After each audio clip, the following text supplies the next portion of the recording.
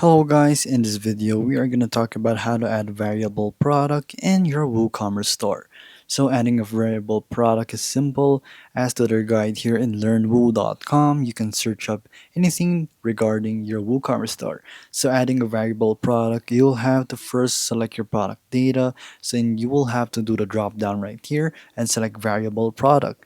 From there, when you select variable product, you'll be able to see the data meta box. Basically, it has the attributes and the variations. So we will have to start with your attributes. The attributes right here, you will have to choose the size or the custom product attribute you want to add, and then you will have to add it right here using this button. You can expand and close it when you're done customizing. So next is right here your attributes. Like we have said, the attribute screen will expand, and here you will be able to customize it. Like we have said, you will be able to save it, and then from there you will be able to also add values if you like to, like select all and then add new, or select none and then you will have to select a certain actual reference to it. So next is going to be the colors. Right here you can save the attributes, of course, same thing. And then when you're creating a variation of your product manually, you can add the variation. From there, you want also your default form values. You will have to do this yourself because it's already a custom version.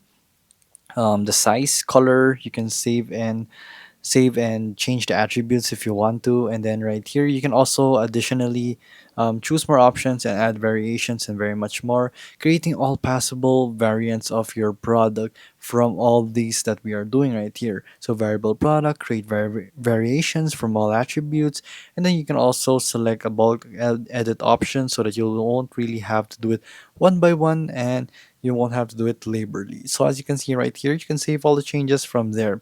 So you can also remove your items that you don't want anymore. So all you have to do is go to the drop down, and then you can also change its price right here, sale price, quantity, back orders, and many much more.